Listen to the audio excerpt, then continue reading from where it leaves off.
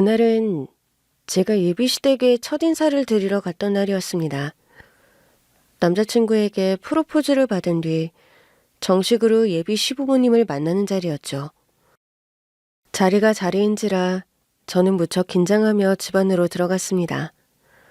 혹시나 시부모님이 나를 마음에 들어 하시지 않으시면 어쩌나 속으로 갖은 걱정을 하며 조금이라도 실수를 하지 않으려 바짝 정신을 차리고 있었죠. 다행히 시부모님은 저를 무척이나 반기며 맞아주셨고 환대받는 따뜻한 분위기에 저도 안심을 하게 되었습니다. 그 후 식사를 마치고 제가 선물로 들고 간 위스키를 나눠 마시게 되었죠. 엄마 괜찮으세요? 얼굴도 빨갛고 술 기운이 오르시나 봐요. 아유, 나 벌써 취하나 봐. 어머님, 괜찮으세요? 내가 원래 술을 잘 안 하는 사람이라. 그래도 미소영이 가져온 선물이라 고마운 마음에 같이 마셔보려고 했는데 겨우 한 잔인데도 머리가 핑핑 도네. 안 되겠는데요? 엄마, 먼저 일어나시는 게 좋으시겠어요? 어머, 아유, 우리 미소양도 있는데 내가 어떻게 그러니? 아, 아니에요, 어머니. 저는 괜찮으니까 들어가서 쉬세요. 저도 이제 곧 일어나야죠. 그래요? 아유, 내가 끝까지 자리에 있어야 하는데. 엄마, 안색이 안 좋으세요. 제가 방으로 모셔다 드릴 테니까 먼저 들어가서 쉬세요. 미소야, 나 엄마 좀 재워드리고 올게. 잠시만 아버지랑 있을 수 있을까? 그럼 난 괜찮아. 아버님이랑 대화 나누고 있을 테니까. 재훈 씨는 어머님 잘 모셔다 드려. 고마워, 미소야. 아니야. 그나저나 괜히 나 때문에 어머님이 무리하신 건 아닌가 모르겠네. 아유, 미소야. 그럼 나는 먼저 올라가 볼게. 다음에 또 봐요. 네, 어머님. 얼른 들어가셔서 쉬세요. 안녕히 주무세요, 어머니. 시아버님이 위스키를 좋아하신다는 말에 부모님께 추천까지 받아서 위스키 한 병을 사들고 갔는데 옆에서 같이 술을 나누시던 시어머님이 그만 위스키 한 잔에 취해버리고 마셨습니다. 평소 술을 잘 드시지 않는다고 하셨는데 제가 와서 그런지 무리를 하셨던 것 같더라고요. 그 바람에 남자친구가 어머니를 먼저 모시고 올라가게 되었어요. 그렇게 저와 예비 시아버지만 남겨지게 되었죠. 인자한 인상이시지만 말수가 별로 없으신 듯한 예비 시아버님을 보며 저는 혹시 실수를 할까봐 절대 취하지 않으려 긴장하고 있었습니다. 그렇게 시아버님과 둘만 남겨진 그때 아버님이 제게 뜻밖의 얘기를 꺼내셨어요. 미소야, 우리 재훈이를 많이 사랑하나요? 예? 그럼요. 재훈 씨 많이 사랑하죠. 저도 제가 이 정도로 재훈 씨를 사랑하게 될 줄은 몰랐어요. 재훈 씨 워낙 좋은 사람이잖아요. 다정하고 예의 바르고 사실 저한테는 과분할 정도로 완벽하죠. 그런 사람을 제가 어떻게 사랑하지 않을 수가 있겠어요? 그럼 그 사랑을 위해서라면 뭐든지 할 수 있겠어요? 네? 뭐 비도덕적인 행위만 아니라면요? 그렇다면 언젠가는 결단을 내려야 할 날이 올 겁니다. 어떤 결단을 말씀이신지.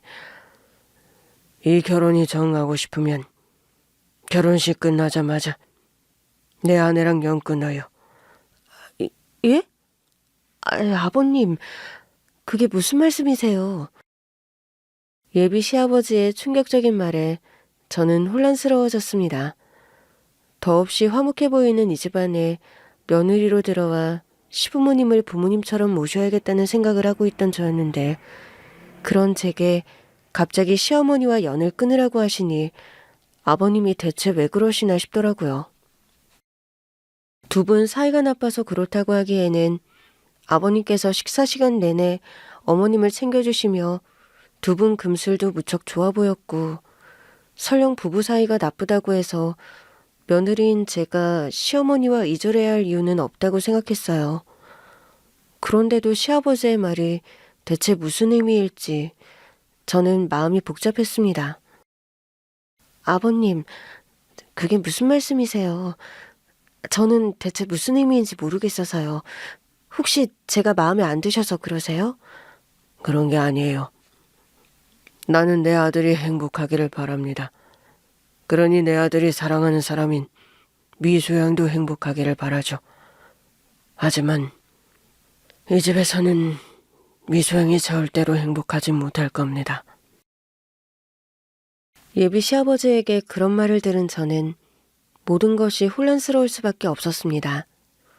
대놓고 결혼을 반대하시는 것도 아니고 분명 나를 반겨주신 것 같은데 결혼을 하면 시어머니와 연을 끊으라니 완벽해 보일 정도로 가정적이고 좋으신 분 같은 시어머님이 대체 저희의 행복과 무슨 관계가 있을까 싶더라고요.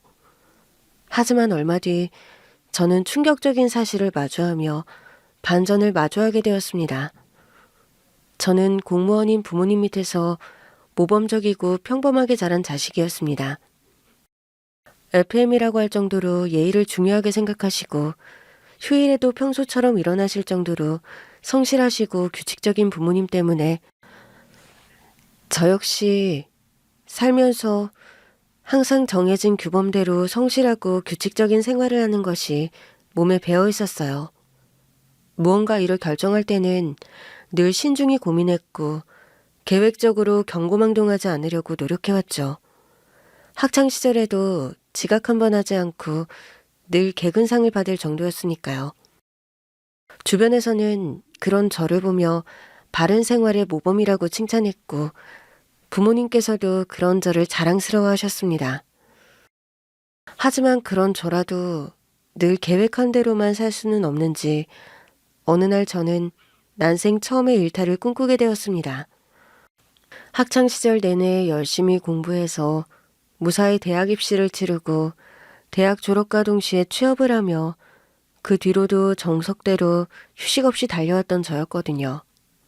통, 게으름이나 일탈 같은 단어는 모르고 살았던 저였는데 어느 날 문득 모든 것을 내려놓고 잠시 쉬고 싶어지더라고요. 어쩌면 30이라는 나이를 코앞에 두고 싱숭생숭한 고민이 깊어졌기 때문일지도 모르겠습니다.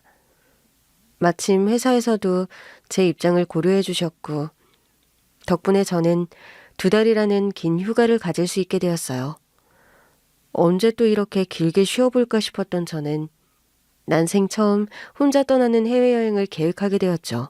늘 정해진 대로 살았고 모난 곳 없이 살아가는 게 싫지만은 않았지만 한 번쯤은 반복되는 일상에서 벗어나 자유롭게 시간을 보내보고 싶더라고요. 그렇게 저는 곧장 비행기표를 끊고 유럽으로 날아가게 되었습니다. 대학생 시절에도 이런저런 이유로 포기했던 배낭여행을 꿈꾸며 이번 기회에 유럽 여러 나라를 돌아보며 새로운 견문을 넓혀보기로 했어요. 그렇게 혼자 하는 여행에 익숙해지던 어느 날 저는 낯선 땅에서 운명 같은 남자를 만나게 되었습니다. 저 혹시 제가 이 테이블에 같이 앉아도 괜찮을까요? 다른 테이블에는 자리가 없어서요. 제가 그 사람을 만난 건 파리의 한 작은 카페에서였습니다. 그날 저는 점심 식사를 할 겸 카페테리아를 찾았고 식사를 끝마치고 커피 한 잔을 더 시켜서 창가에 앉아 커피를 마시며 책을 읽고 있었습니다. 그때 한 남자가 제 테이블로 다가와 유창한 영어로 합성 여부를 물어보더라고요.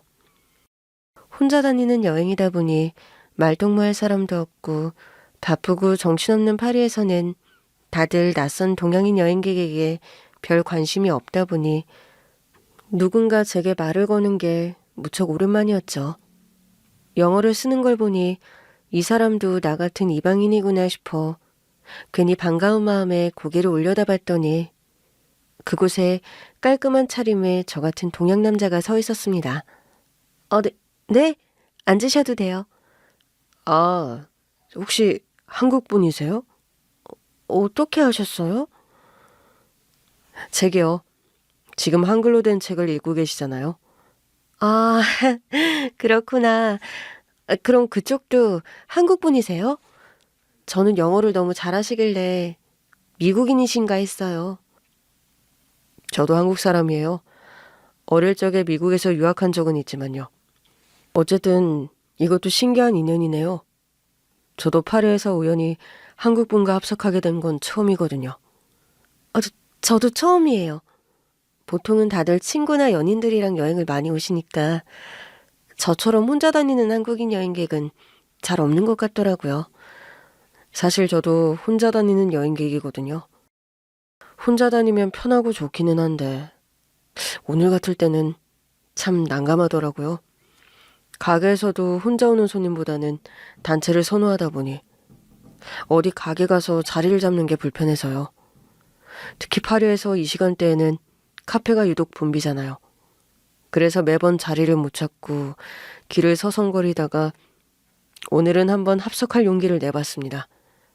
마침 한국 책을 읽고 계셔서 동양분이시라면 이해해 주실 것 같았거든요. 깊고 부드러운 눈빛을 가진 그 사람은 목소리도 참 좋았습니다. 빠르지 않고 약간은 느린 듯한 템포로 한마디 한마디 신중하게 하려는 듯 진중한 느낌이 엿보이는 사람이었어요. 그래서인지 평소 낯을 가리는 제가 그날 처음 만난 그 사람과 그 자리에서 한참을 떠들게 되었습니다. 제가 연애를 많이 해본 것은 아니었지만 그 짧은 몇 마디에도 그 사람에게 왠지 모를 매력과 편안함이 느껴지더라고요. 어쩌면 그때부터 제가 그 사람에게 첫눈에 반한 건지도 모르겠네요. 재훈이라는 이름을 가진 그 사람은 고등학교 때부터 대학 시절까지 미국에서 유학을 했었고 그 후 한국으로 돌아와 외국계 기업에서 일을 하고 있다고 했습니다. 외국계 기업이다 보니 해외 출장이 잦은 편이었고 그날도 출장차 유럽으로 왔다가 며칠 시간이 나서 혼자 여행을 즐기고 있는 중이라고 말했죠. 그래서인지 재훈 씨는 영어도 유창했고 조금이지만 프랑스어와 스페인어도 할 줄 알고 여기저기 여행 경험도 많은 베테랑이었습니다. 그래서 여행 초보였던 제게 좋은 곳을 소개시켜주겠다며 귀찮을 텐데도 저를 여기저기 데려가 주더라고요. 그렇게 저희는 파리 곳곳을 함께 다니며 이야기를 나누었습니다. 재훈 씨는 다정하면서도 시종에 관한 예의 바른 태도로 제 이야기에 귀를 기울여 주었고 자연스럽게 이어지는 대화에 저는 시간 가는 줄도 몰랐어요. 센강을 따라 산책하며 미래에 대한 이야기를 나누고 노트르담 성당 앞에서 종소리를 들으며 각자의 꿈을 이야기했죠. 그렇게 많은 대화를 나누다 보니 저와 재훈 씨가 취향이 무척 잘 맞는다는 걸 알게 되었습니다. 다른 듯 하면서도 비슷한 점이 많은 그에게 저도 모르게 점점 끌리고 있었어요. 여행지에서의 짧은 아쉬운 만남이었지만 다행히 저희는 그 후로도 계속 연락을 주고받게 되었습니다. 끌렸던 것이 저 혼자만이 아니었는지 재훈 씨가 먼저 제게 연락처를 물어보더라고요. 그렇게 2달간의 유럽 여행을 마치고 다시 한국으로 돌아간 뒤에도 저희는 계속 연락을 나누었습니다. 반가움에 한국에서 다시 만난 저희는 얼마 뒤 자연스럽게 연애를 시작하게 되었죠. 처음 봤을 때부터 느꼈지만 재훈 씨는 정말 배려심이 넘치고 다정한 사람이었어요.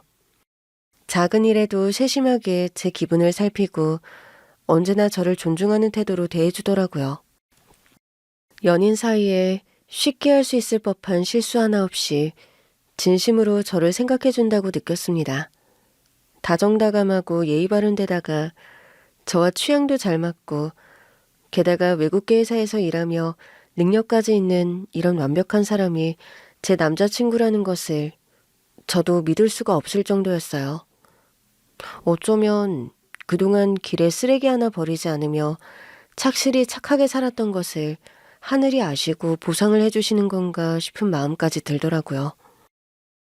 그렇게 과한 사랑과 관심을 받으며 행복하게 연애를 해오던 어느 날 남자친구는 예쁜 야경이 보이는 레스토랑으로 저를 불렀습니다. 그날은 저희가 만난 지 2년째 되던 기념일이었고 그날 저는 그곳에서 남자친구에게 진심 어린 프로포즈를 받게 되었습니다. 미소야, 내가 너한테는 많이 부족한 사람이겠지만 그래도 내가 너를 생각하고 사랑하는 마음만큼은 누구보다 진심이라는 걸 약속할게. 너를 만난 그날부터 지금까지 나는 미소 너와 함께하는 시간이 너무 소중하고 행복해. 혹시 괜찮다면 앞으로도 내가 계속 너의 옆에 있을 수 있을까? 재훈 씨, 미소야. 내가 너의 남은 인생에 유일한 동반자가 될 수 있도록 허락해줘. 그 순간 저는 눈물이 날 것 같았습니다. 처음 봤던 그날부터 자연스럽게 그를 사랑하게 되었고, 저 역시 남은 인생은 그 사람과 함께하고 싶다고 생각하고 있었거든요. 그런데 그런 날이 정말로 다가왔다니 저는 세상 모든 것을 가진 것처럼 행복했습니다. 프로포즈로 건네는 말까지 겸손하고 담백한 그 사람을 보며 저는 운명처럼 찾아온 제 사랑을 붙잡기로 했죠. 저와 재훈 씨의 사랑은 확실했고 이제 결혼을 한다면 저는 더 행복해질 거라 생각했어요. 그때까지는 분명 모든 것이 완벽하다고 믿고 있었어요. 그렇게 프로포즈를 받은 후 남자친구가 저희 집에 와서 인사를 드리러 왔습니다. 부모님께서는 예비 사위를 보자마자 단번에 마음에 들어 하셨죠. 무엇보다 예의를 중요하게 생각하시는 저희 부모님에게 재훈 씨는 더할 나위 없는 사람이었으니까요. 현관에 들어오자마자 벗은 신발부터 가지런히 정리하는 재훈 씨를 보며 부모님은 무척 만족해하는 눈치셨습니다. 그렇게 재훈 씨가 먼저 저희 집에 결혼 허락을 구하고 이번에는 제 차례였습니다. 다행히 걱정과 달리 시부모님은 저를 반겨주셨고 특히 예비 시어머니가 저를 많이 예뻐해 주셨어요. 아버님, 어머님, 처음 인사드리겠습니다. 최미소라고 합니다. 그래. 어서 와요. 여기까지 오느라 고생했겠네. 어머나, 세상에 이름처럼 아름다운 아가씨네요. 그래, 어서 와요. 만나서 너무너무 반가워요. 어머님, 이거 받으세요. 별건 아닌데 어머님이 꽃을 좋아하신다고 해서 준비해봤어요. 마음에 드셨으면 좋겠어요. 그냥 와도 되는데 뭐 이런 걸. 세상에 꽃이 너무너무 이쁘네. 미소양처럼 예쁜 꽃을 보니 기분이 좋은걸? 정말 고마워요. 꽃 고르는 것만 봐도 센스가 드러나는 편인데 우리 며느리 될 사람이 참 센스가 좋네요. 아닙니다. 어머니, 칭찬 감사드려요. 그리고 이건 아버지 거예요. 아버지가 위스키 좋아하신다는 얘기를 듣고 미소가 사왔어요. 나까지 신경 써주고 참 고맙네. 그래. 그럼 이건 이따가 식사 끝나고 다 같이 마시면 되겠구나. 고마워요, 미소야. 좋아하신다고 하시기에 고른다고 열심히 골라봤는데 아버님 취향에 맞을지 잘 모르겠어요. 귀한 선물 받는 것만으로도 고마운 거죠, 뭘. 그나저나 말씀들 편하게 하세요. 어머님, 아버님. 남의 집 귀한 딸한테 그러면 되나요? 이는 참. 당신이 그러면 미소양이 더 불편하지. 우리가 먼저 편하게 해줘야 미소양도 편하게 할 텐데. 당신은 너무 예의를 차려서 탈이에요.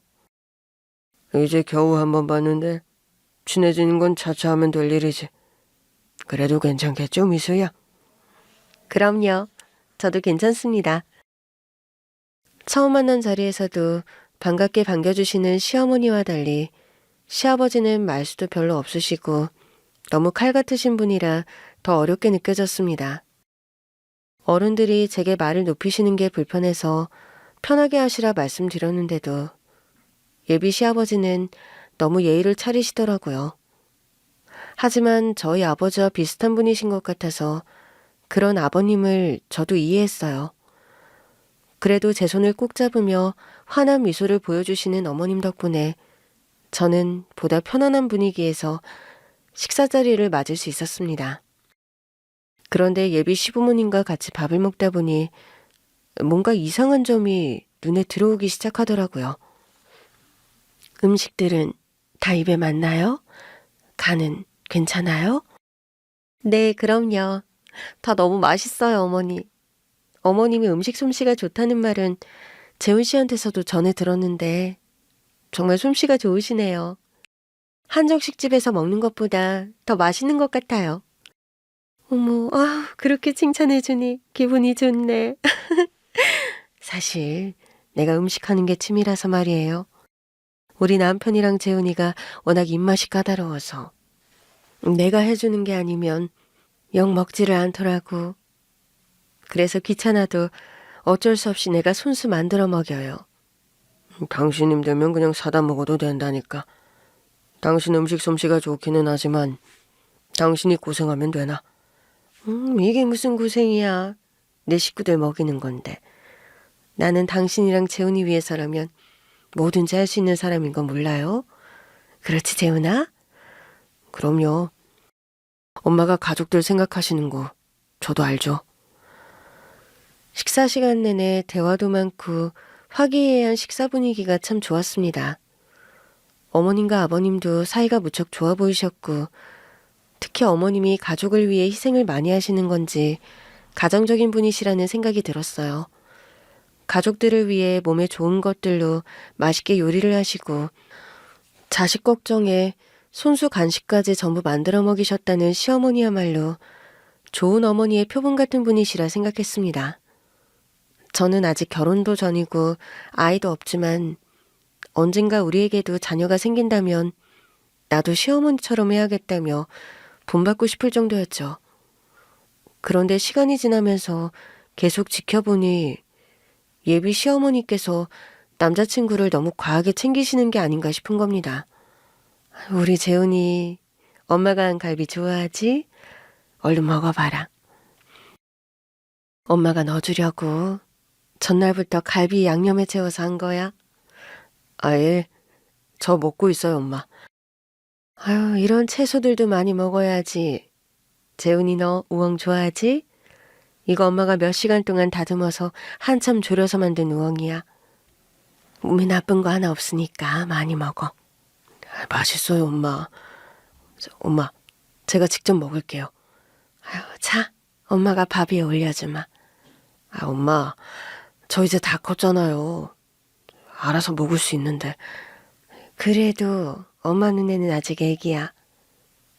엄마, 미소도 있는데 너무 그러시면 어떡해요? 아유, 뭐가 어때서 그러니? 넌 내 아들인데. 엄마가 아들 챙기는 게 뭐 이상해? 이상해요, 미소야?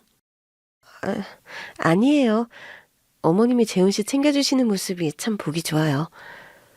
재훈 씨가 어떻게 자랐길래 그렇게 세심하고 다정한가 했더니 이런 부모님한테 사랑을 받아서 그랬나 봐요.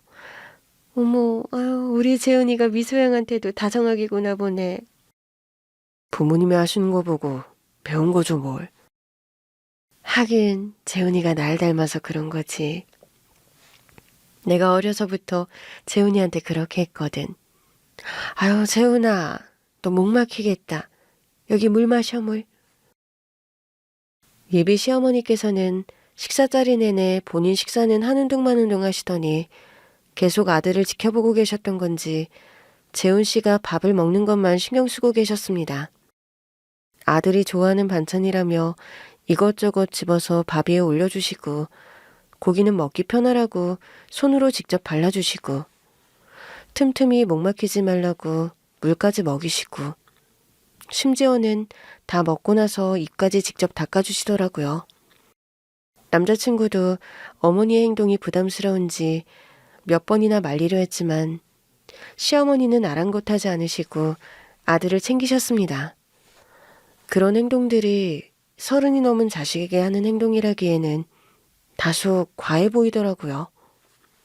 재훈 씨가 하나뿐인 외동아들이라 귀하게 컸다고 생각했지만 그래도 왠지 모를 불편함에 저는 어색하게 웃을 수밖에 없었습니다. 하지만 예비 시어머니께서 저한테도 다정히 해주시는 걸 보며 저는 어머님의 성격이 원래 그런 거라 생각할 수밖에 없었습니다. 외동아들이라서 더 그러시겠지 생각하며 애써 이해하려 하고 넘어갔죠. 그렇게 식사가 끝난 뒤 저희는 거실로 자리를 옮겨 차를 마시며 이야기를 나누게 되었습니다. 그 자리에서도 시어머니는 끊임없이 남자친구에 대한 이야기를 하셨어요. 재훈 씨의 어린 시절 이야기부터 학창 시절 성적 이야기, 심지어는 군대 이야기까지. 마치 제가 남자친구의 모든 인생을 숙지해야 하는 것처럼 느껴졌어요. 재훈이 애는 어려서부터 참 착했어요. 엄마가 시키면 시키는 대로 하고 반항을 하거나 대드는 법이 없었죠. 물론 나 처음부터 그렇게 가르치기도 했지만 우리 재훈이는 유독 말을 잘 듣는 것 같았거든. 다른 집 애들은 엄마가 잔소리한다고 듣기 싫어한다는데 재훈이는 그런 게 일절 없었으니까. 어릴 때부터 속 한 번 썩인 적이 없었어요. 이런 사람 만나기 쉽지 않은데 미소양은 정말 복 받았네. 네, 저도 그렇게 생각해요. 처음 만났을 때부터 재훈 씨가 배려심 많은 사람이라고 생각했거든요. 그죠? 역시 우리 아들이야. 어디 가서나 잘할 아이니까. 그래도 아직 부족한 게 많은 아이예요. 내가 옆에 없으면 밥이나 제대로 챙겨 먹을지 몰라서. 엄마, 저 그렇게 걱정하지 않으셔도 된다니까요. 제가 애도 아니고 설마 밥을 못 챙기겠어요? 저 밖에서 알아서 잘해요, 엄마. 네가 아무리 그렇게 말해봐야 엄마 걱정은 끝이 없는 거야. 미소양이 보기에도 내가 좀 과한 것 같은지 모르겠지만 나중에 자식을 낳아서 길러보면 알 거예요. 엄마가 되면 다들 그러는 법이거든. 게다가 재훈이는 너무 성실해서 가끔 일에 집중하면 다른 걸 못 챙기거든. 그러니까 끼니 거르지 않고 균형 잡힌 식단 유지할 수 있게 미소양이 잘 좀 챙겨줘요. 내가 부탁할게. 네, 앞으로는 제가 재훈 씨 잘 챙길게요. 원래 부부는 서로서로 돕고 챙기는 거잖아요. 제가 잘 살필 테니까 너무 걱정하지 마세요. 아유, 정말 이래가지고 아들 장가 보낼 수 있을지 모르겠네. 차라리 같이 살면 내가 옆에서 다 해주면 되는 건데. 당신도 참 이제 다 큰 자식을 뭐하러 그리 챙겨? 아유, 그러고 보니 아까 미소양이 들고 온 선물이 있었네. 우리 위스키 한 잔씩 나눠볼까요? 재훈아, 아버지 서재에 가서 잔 좀 꺼내와라. 한참 동안 아들 자랑을 하시던 예비 시어머니는 자랑스러운 아들을 결혼시키기가 섭섭하신지 장가갈 아들을 두고 걱정을 늘어놓으셨습니다. 재훈 씨가 끼니를 거를까 걱정하시며 저한테 옆에서 잘 챙겨달라 따로 부탁까지 하시더라고요. 부모로서 할 수 있는 흔한 걱정 같기도 했지만 저에게 부탁까지 하시는 게 왠지 모를 부담으로 다가왔습니다. 저도 외동딸이었기에 그런 부모님의 걱정을 모르는 바는 아니었지만 점점 유난스러운 시어머니의 행동에 어떻게 대처해야 할지 몰랐죠. 그러자 시아버지가 불편한 제 기색을 눈치채셨는지 제가 가져온 위스키를 마시자며 분위기를 환기시키시더라고요. 그렇게 찻잔이 치워지고 거실 테이블에는 위스키 잔들이 놓이게 되었습니다. 저는 예비 시아버지가 주시는 술을 받아들었습니다. 평소 술을 즐기지는 않지만 잘 취하지 않는 저였는데 혹시나 예비 시댁에서 실수를 할까봐 긴장이 되더라고요. 그래서 정신을 바짝 차리고 앉아있는데 두런두런 얘기를 나누며 술자리를 이어가다 보니 어머님이 먼저 취하셨어요. 그리고 저와 단둘이 남은 자리에서 아버님이 제게 어머님과 연을 끊으라는 충격적인 말씀을 하셨던 겁니다. 하지만 때마침 남자친구가 다시 거실로 내려왔고 저는 더 이상 시아버지의 의중을 알지 못한 채 예비 시댁을 나설 수밖에 없었죠. 그 일을 남자친구에게는 말도 못하고 집으로 돌아간 저는 밤새 생각을 하게 되었어요. 아버님이 그런 말씀을 하신 이유가 대체 뭐였을지, 혹시 내가 실수를 했던 건 아닌지 지난 일을 곱씹게 되더라고요. 혹시 내가 어머님이 하시는 말씀에 표정을 찡그리기라도 했던 걸까? 남자친구를 챙기는 시어머니의 행동을 내가 못마땅히 한다고 생각하셨나? 그래서 차라리 연을 끊으라는 말씀을 하신 건가? 어머님은 나를 반겨주신 것 같은데 혹시 아버님이 내가 마음에 안 드셨을까? 자꾸만 별별 생각이 다 들더라고요.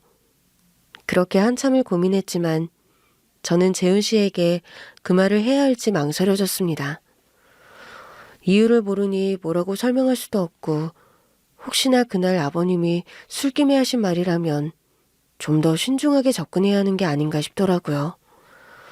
딱히 시부모님이 저를 반대하지 않으신다면 저도 괜한 일로 오해를 만들고 싶지 않았거든요.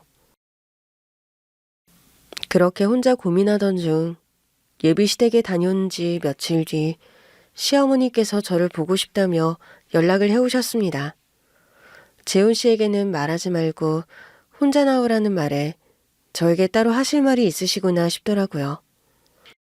그래서 저는 작은 선물을 들고 어머님을 만나 뵈러 나갔습니다. 어머니, 먼저 와 계셨네요? 아, 그럼 내가 바쁜 사람 불러낸 건데 당연히 먼저 와 있어야지. 미소야, 그날 잘 들어갔어요? 네, 그럼요. 어머님은 괜찮으셨어요? 아, 괜히 술도 못 하시는데 저 때문에 무리하신 건 아닌가 걱정했어요, 어머니. 아, 아니야. 내가 워낙 곱게 자란 탓에 술을 안 먹어 버릇해서 그런 거지. 그게 어디 미소양 때문이겠어요? 나는 오히려 내가 끝까지 자리에 있다가 미소양 배웅을 해줬어야 하는 건데 그걸 못 해줘서 미안했지. 그래서 그날 일도 그렇고 겸사겸사해서 만나자고 한 거야. 그러셨군요. 저야 어머님 다시 뵈니 좋죠. 아참, 이거 받으세요, 어머니. 어머나, 이게 뭘까? 별건 아니고요. 그냥 작은 성의예요. 그래도 어머니 만나는 자리인데 빈손으로 오기가 그래서요. 그냥 스카프예요. 저번에는 어머님 취향을 잘 몰라서 꽃다발만 준비한 건데 그날 어머님을 뵙고 나니까 이런 색이 잘 받으실 것 같더라고요. 세상에. 그래서 나 주려고 이걸 사온 거예요? 어머나, 어쩜 이렇게 사력 있고 센스가 있을까? 우리 재훈이가 여자를 잘 만난 모양이야. 이런 며느리를 얻게 되다니 내가 얼마나 행복한지 몰라요, 미소양. 별것도 아닌걸요, 어머니. 별게 아니라도 이런 거 하나하나가 사람 센스랑 됨됨이를 보는 거거든. 우리 재훈이만 봐도 그래. 걔가 말이 많은 성격은 아닌데 말하는 거 보면 하나하나가 센스가 있잖아요. 그건 내가 따로 가르친 것도 아닌데 타고난 기질이 그런 건지 말을 할 때는 신중하게 하더라고요. 아무리 잘 배운 집안 자식이라고 그래도 요즘 그런 사람 없거든. 그쵸. 재훈 씨가 특별하기는 하죠. 저도 재훈 씨의 그런 모습이 좋아요, 어머니. 그럼 우리 재훈이 같은 아이를 싫어할 수 있는 사람은 아마 없을 거예요. 어릴 적부터 얼마나 인기가 많았는지 유치원이며 학교며 우리 재훈이 좋다는 애들이 끊이지가 않았어요. 가끔은 영 쓸모없는 애들까지 꼬이는 바람에 내가 좀 속상하기도 했었지만. 네? 왜요? 재훈이 걔가 보기에는 강다니는 것 같지만 마음이 너무 여려서 말이에요. 괜히 또래한테 휩쓸릴까 봐 걱정을 했었죠. 하긴 재훈 씨가 여린 부분이 있기는 하죠. 그래서 어머님이 걱정이 많으셨겠네요. 하지만 그게 단점이라고 할 수는 없으니까. 그래도 그것 말고는 따로 나를 속썩인 일이 없으니까 내가 그냥 잘난 아들 둔 탓이라고 생각하면서 사는 거예요. 남들한테 이런 얘기하면 그저 자랑인 줄 안다니까. 저에게 따로 할 말씀이 있으신 듯 혼자 나오라고 하신 예비 시어머니는 만나자마자 아들 얘기를 꺼내시더니 또다시 한참 동안이나 아들 자랑을 늘어놓으셨습니다. 예비 시댁에 갔던 날에도 한참이나 들었던 이야기라 겨우 그런 얘기를 하시려고 저를 부르신 건 아닌 것 같았는데 대체 본론이 뭔지 계속 재훈 씨 얘기만 하시더라고요. 저는 시어머니 말에 맞장구 치느라고 커피도 제대로 마시지 못하고 1시간 넘게 남자친구 자랑을 들어야 했죠. 그렇게 아들 얘기를 쏟아내신 어머니는 한참 만에야 진짜 본론을 꺼내셨습니다. 내가 우리 재훈이를 정말 아끼거든요. 아는진 모르겠지만 내가 굉장히 어렵게 재훈이를 낳았어요. 임신이 안 돼서 고생하다가 포기하기 직전에 재훈이를 가진 거예요. 거기다 낳을 때도 거의 죽을 뻔했었고. 그렇다 보니 내가 더 재훈이를 각별하게 생각할 수밖에 없어요. 재훈이는 거의 내 목숨과도 같은 아이인 거지. 그러셨군요. 어머님 마음 저도 이해해요. 이해해준다니 다행이네. 요즘 젊은 사람들 이런 거 딱 싫어한다 그래서 걱정했거든. 요새는 시어머니랑 남편이랑 사이좋은 걸 싫어한다면서요? 근데 미소양은 그런 여자가 아닌 것 같아서 참 다행이야. 가족 간의 유대감이 깊은 건 좋은 거죠. 그래요? 나를 이해한다니까 그럼 나도 터놓고 얘기할게요. 미소양, 혹시 결혼해서 우리 집에 들어와 사는 건 어때? 그 순간 합가를 제안하시는 시어머니의 말씀에 저는 당황스러움을 숨길 수가 없었습니다. 양가 부모님께 인사를 드리고 신혼집을 알아보기로 결정했던 터라 시댁과의 합가는 생각해 본 적이 없는 일이었거든요. 순간 말문이 막힌 제가 아무 말을 못하자 시어머니가 재촉하듯 다시 물으셨습니다. 왜 말을 못해요? 우리 집에서 같이 살면 안 되겠냐니까. 그게 아직 생각해 본 적이 없어서요. 그래, 그럼 지금부터 생각해 보면 되겠네요. 아니, 그냥 들어와 주면 안 될까, 미소양? 내가 재훈이를 얼마나 생각하는지 미소양도 잘 알잖아요. 근데 그런 아들을 보내려니 내가 너무 마음이 쓰여서 그래요. 어머니 마음은 이해하지만 저희도 회사 거리도 있고 이래저래요. 저희가 따로 산다고 해도 자주 찾아뵙고 하면 되지 않을까요? 아무리 자주 온다고 그래도 같이 사는 거랑 따로 사는 건 다르지. 그리고 우리 재훈이는 무엇보다 내 손길이 필요한 아이예요. 내가 재훈이 낳았을 때부터 여태까지 재훈이랑 따로 떨어져 본 적이 없어요. 재훈이 미국에 있을 때는 내가 쫓아가서 다 케어해줬고 취직한 뒤에도 독립하겠다는 거 말렸거든. 어쩌다 출장이 잦은 회사로 가서 그게 불만이기는 하지만 어쨌든 재훈이랑 나는 한 몸 같은 존재예요. 하지만 재훈 씨는 그런 말이 없던데요. 우리 재훈이는 아직 모르지. 내가 몇 번 학가 얘기를 했는데 미소양 때문인지 싫다고 그러더라고요. 벌써부터 자기 아내 챙기겠다 이건지 말이 안 통해서 내가 미소양한테 따로 말하는 거예요. 재훈이게는 미소양만 괜찮다고 하면 그러겠다고 할 것 같아서. 그래서 부탁하는 건데 안 될까? 내가 미소양 딸처럼 잘해줄게요. 응? 네, 어머니. 한번 생각해 볼게요. 정말이죠? 역시 너무 착한 아가씨네. 그래, 며칠 줄 테니까 잘 생각해 봐요. 우리 집 와봐서 알겠지만 2층 집이라서 방도 많고 같이 산다고 해도 불편한 건 별로 없을 거예요. 게다가 둘이 맞벌이하면 내가 살림해주고 요리도 해주고 하면 좋잖아. 나중에 아이도 봐줄 수 있을 거고. 그쵸? 아무튼 간에 미소양이 좋은 선택을 하길 바라요. 그날 제가 느꼈던 시어머니의 행동은 뭔가 불편하고 찜찜했습니다. 그제서야 저는 그날 예비 시아버지가 제게 하셨던 말씀이 떠오르더라고요. 우리의 행복을 바라시지만 그러려면 어머니와 연을 끊으라는 말이 무엇인지 짐작이 가더라고요.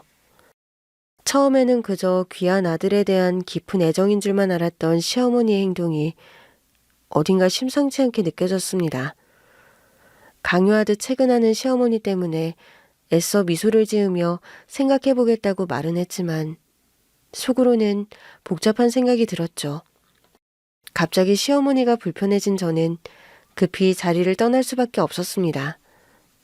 그런데 카페에서 나와 집으로 돌아가던 중 카페에 핸드폰을 두고 온 것을 알게 되었어요. 배터리가 없어서 카운터에 충전을 맡겼는데 급하게 나오느라 잊었더라고요. 결국 저는 다시 카페로 돌아가게 되었고 그곳에서 충격적인 장면을 목격하게 되었습니다. 제가 떠난 뒤에도 아직 자리에 계시던 어머니가 제가 선물했던 스카프를 바닥에 던지고는 지근지근 밟으며 지인에게 제 욕을 하고 계시더라고요. 어디서 그런 수준 떨어진 애를 만난 건지 속상해 죽겠어 정말.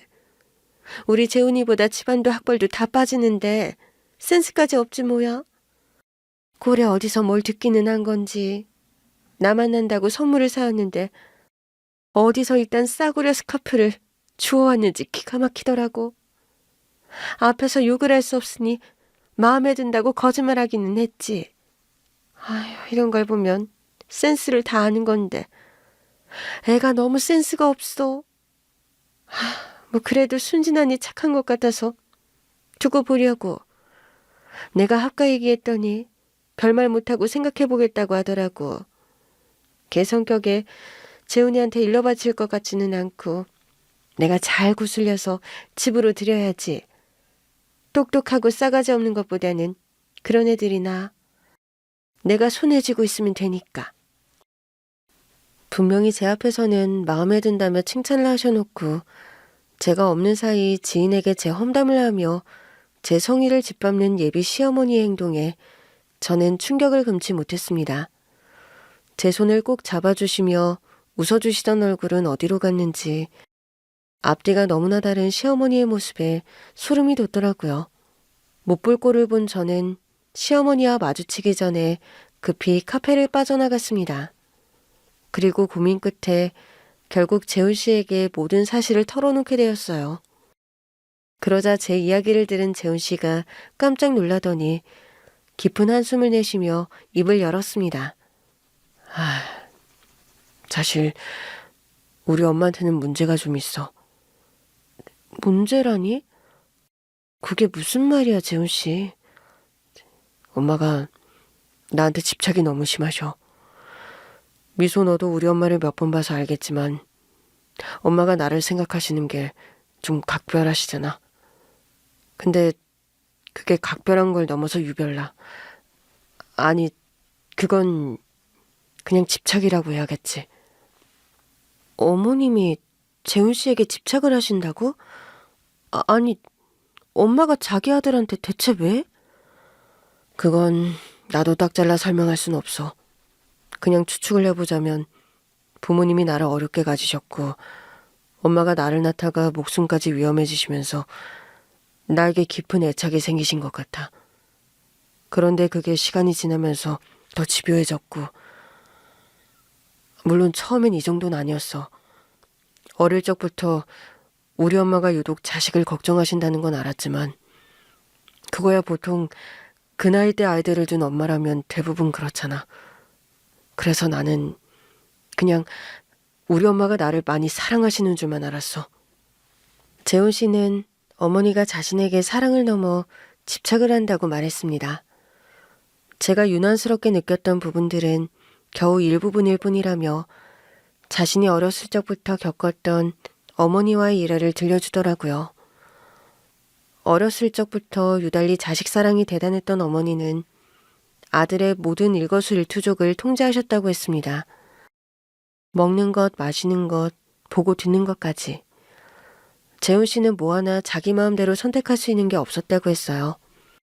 어릴 때야 부모님이 시키시는 대로 따르는 게 당연한 일이니 이상할 게 아니었지만 문제는 그런 통제가 시간이 지날수록 더 심해졌다는 것이었습니다. 처음에는 그냥 우리 엄마가 나를 과하게 걱정하시는구나 생각했어. 어렵게 낳은 아들이니까 혹여나 잘못되면 어쩔까 싶어서 그러시는 줄 알았거든. 그래서 나도 그런 엄마가 안쓰럽고 감사해서 엄마 말씀을 잘 따랐지. 나쁜 것 입에 대지 말고 나쁜 말 하지 말고 나쁜 것 보지 말고 뭐 그런 것들이야 나를 위한 것들이고 당연한 거니까 나도 별 불만이 없었어. 타고난 기질이 그런 건지 나는 별로 일탈을 좋아하지도 않고 어릴 적부터 차분한 편이었거든. 위험 요인이 있는 건 나도 싫었으니까. 그런데 그것보다 더 심한 통제가 있었다는 거야? 어머님이 대체 언제부터 그러신 건데? 언제부터 심해졌다고 말할 수가 없어. 아버지도 나도 모르는 새 어느 순간 엄마가 도를 넘으셨다 생각했으니까. 사실 당시에는 나도 아버지도 몰랐었어. 엄마가 우리 몰래 뒤에서 어떻게까지 하셨는지 말이야. 예전에 중학교 시절에 내가 왕따를 당한 적이 있었어. 그 일 알고 엄마가 바로 전학을 시키시는 바람에 이유도 원인도 몰랐었고, 그때는 그냥 나한테 문제가 있겠거니 생각했거든. 그런데 한참 나중에 그 시절 친구를 만나서 우연히 얘기를 듣게 되었는데, 그때 엄마가 내 친구들을 찾아간 적이 있으셨더라고. 내가 어울리는 아이들이 나와 수준에 맞지 않다고 친구들한테 협박까지 하면서 아이들을 떼어놓으셨던 거야. 그래서 내가 왕따 아닌 왕따를 당하게 되었던 거지. 남자친구의 얘기는 정말 놀라웠습니다. 아들을 향한 시어머니의 집착이 제 예상보다 한참 심하더라고요. 먹는 것, 입는 것 전부 어머니 마음대로 통제하는 걸로도 모자라서 자식이 학교 생활을 하고 친구들을 사귀는 것까지 간섭하셨다는 겁니다. 그래봐야 같은 학교 다니는 또래 아이들일 뿐인데 대체 무슨 수준 차이가 난다고 하는 건지, 아들의 친구들이 마음에 들지 않으셨던 어머님이 따로 그 친구들을 찾아가서 협박까지 하며 아들과 떼어놓으셨던 거죠. 재훈 씨는 그런 사실을 전혀 모른 채 자신에게 문제가 있어서 왕따를 당한 거구나 자책했던 거고요. 나중에라도 그 친구를 만나지 않았더라면 재훈 씨 역시 아마 계속 자책하며 그렇게 생각하고 있었을 테죠. 그러고 보니 그때 카페에서도 시어머니가 제 뒷담화를 하시면서 수준우는 하셨던 게 기억이 나더라고요. 대체 무슨 기준으로 수준을 생각하시는지 모르겠지만 시어머니 기준에서는 그 누구도 자신의 아들과 수준이 맞지 않는 듯 했습니다.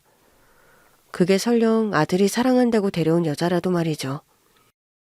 그렇게 제가 마음에 안 드는데도 딱히 반대를 하지 않는 것은 차라리 말 잘 듣는 며느리를 들여서 자기 마음대로 조종하고 싶으셨던 건지도 모르겠다 싶었습니다. 중학교를 보내면서 엄마가 학교에 오시는 날이 점점 많아졌고, 어느 순간 나는 엄마의 통제가 버거워지기 시작했어. 모든 걸 다 간섭하려고 하시니 정말 힘이 들더라고. 심지어 사춘기 시절에 당연한 변화들까지 말이야. 그 모습에 아버지도 심각한 상황이라는 걸 인지하시고 나를 미국으로 유학을 보내려고 하셨어. 엄마가 너무 나한테만 집착하시니까 차라리 잠시 떨어져 있으면 어떨까 싶으셨던 거지. 나도 공부에 열정이 있었고 미국이라면 더 열심히 공부할 수 있지 않을까 싶어서 고등학교 유학을 준비했어. 그런데 결국 엄마가 거기까지 따라오셨지. 재훈 씨가 미국 유학을 떠난 것도 어머니를 피하기 위해서였지만 갖은 이유를 대면서 미국까지 끈질기게 따라온 어머니 때문에 결국 어머니의 집착을 벗어날 수가 없었답니다. 아버지도 말리지 못하신 바람에 모두 두 손 두 발 들어야 했고, 그러다 취직을 하고서 독립을 하려고 시도했지만 그 시도도 번번이 실패로 돌아갔다고 했어요. 그래서 어쩔 수 없이 선택한 것이 지금의 회사였답니다. 따로 나와 살지도 못하고 멀리 떠나지도 못하지만 출장이 잦아서 가끔씩 숨통이나마 트일 수 있었다고 하더라고요. 어쩐지 남들은 부러워할 회사를 두고도 불평을 하시던 시어머니 말이 떠올랐죠. 사실 그래서 나는 평생 내가 결혼을 못할 거라 생각했어. 엄마가 나한테 저렇게까지 하는 걸 보면 결혼은 당연히 반대하실 거라 생각했거든. 근데 웬일인지 엄마가 결혼에 대해서는 관대하신 것 같은 거야. 얼른 장가가서 손주를 보여달라느니, 예쁜 며느리가 보고 싶다느니 그런 말씀을 부쩍 하시더라고. 이상하네. 아들이랑 떨어져 있는 것도 싫어하시는 분이 어떻게 결혼은 하라고 하시지? 나도 그게 이상했어. 하지만 나도 엄마 말을 다 의심할 수는 없었고, 그래서 엄마가 드디어 정신을 차리셨구나 싶었어. 30년 넘게 자식을 끼고 살다 보니 질리셨구나 했지. 그래서 부모님께 우리 결혼 계획을 말씀드리고 미소 너를 보여드린 건데, 설마 엄마가 그러실 줄은 몰랐어. 나 몰래 미소 너를 찾아가시다니. 정말 미안해, 미소야. 그럼 아버님은 알고 계셨던 걸까? 아버님이 나한테 전 결혼하려면 어머니랑 연을 끊으라고 하셨던 게 그것 때문인 거야? 그래. 나도 며칠 전에 아버지한테 들었어. 아버지는 모든 걸 예상하고 계셨나 봐. 우리가 결혼을 한다고 해도 엄마가 절대로 우리를 그냥 두지 않을 거라는 걸 말이야. 그래서 이미 방법을 찾으셨더라고. 올해더러 미국으로 떠나라고 하셨어. 그게 무슨 소리야? 미국으로 떠나라니. 정말로 시댁과 연을 끊고 아예 멀리 가라는 거야? 물론 미소 너의 의견이 제일 중요하지만 나는 우리가 함께 할 수 있는 유일한 방법이 그거라고 생각해. 미소 네가 그 방법에 동의할 수 없다면 내가 너를 놓아주는 수밖에 없겠지만 정말 미안해, 미소야. 괜한 내 욕심에 너를 힘들게 만든 것 같아서 너한테 뭐라고 말을 할 수가 없어.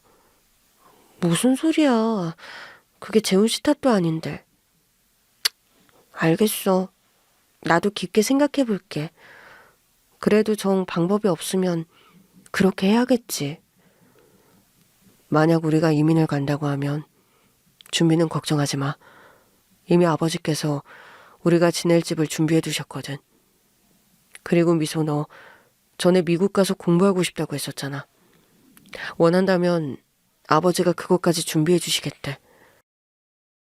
너무 감사하고 좋은 일인데 그래도 지금 당장 결정이 쉽지는 않네. 혹시 우리가 말도 없이 떠나서 어머님이 충격을 받으시면 어쩌지? 걱정하지 마. 엄마 옆에는 아버지가 계시잖아. 우리가 떠나면 아버지가 엄마를 보살펴 주실 거야. 같이 상담도 받고 정신과 치료를 받으실 거래. 그러면 차라리 나랑 떨어져 있는 게 나을 거야. 괜히 내가 엄마의 치료를 방해할지도 모르니까. 그리고 나도 이제는 행복해지고 싶어, 미소야. 그러니까 너만 원한다면 우리 같이 떠나자. 알겠어. 나도 재훈 씨의 행복이 제일 중요하니까. 그래, 우리 아버님 말씀대로 하자. 그날 시아버지가 하셨던 말씀이 진심이셨던 건지 이미 아버님은 모든 것을 준비하신 상황이었습니다. 저희가 당장이라도 떠날 수 있도록 미국의 집과 이민 방법을 준비해 두셨더라고요. 심지어 제가 원한다면 미국에서 공부하고 취직할 수 있는 방법까지 말이죠. 그 얘기를 들으니 시아버지가 정말로 저희의 행복을 걱정하고 계신다는 게 느껴졌습니다. 아들이 떠난 뒤 어머님이 받으실 충격이 걱정이기는 했지만 어머니의 치료를 위해서도 그게 나을 거라고 생각했어요. 떨어져 있는 게 모두를 위한 방법이라는 생각에 결국 저희는 미국으로 이민을 결정하게 되었죠. 그 후 결혼식 때까지 저희는 시어머니 몰래 모든 준비를 마쳤습니다. 저희 부모님께도 상황을 알려드리고 허락을 구했고 다행히 부모님은 제 의견에 따라주기로 하셨습니다. 아무것도 모르시는 시어머니는 결혼 직전까지 합가를 제안하셨지만 저는 갖은 이유를 대며 합가를 거절했죠. 그렇게 온 가족의 협조 아래 비밀리에 저희의 이민 준비가 끝이 났고 저희는 결혼식이 끝나자마자 비행기를 타게 되었습니다. 신혼여행 핑계를 댄 미국행 비행기였죠. 그 후 저희는 미국에서 정착을 하고 행복하게 잘 살아가고 있습니다. 언젠가 어머니의 집착이 나아질 날이 올지 모르겠지만 그때는 온 가족이 다 함께 웃으며 만나기를 바랍니다. 감사합니다.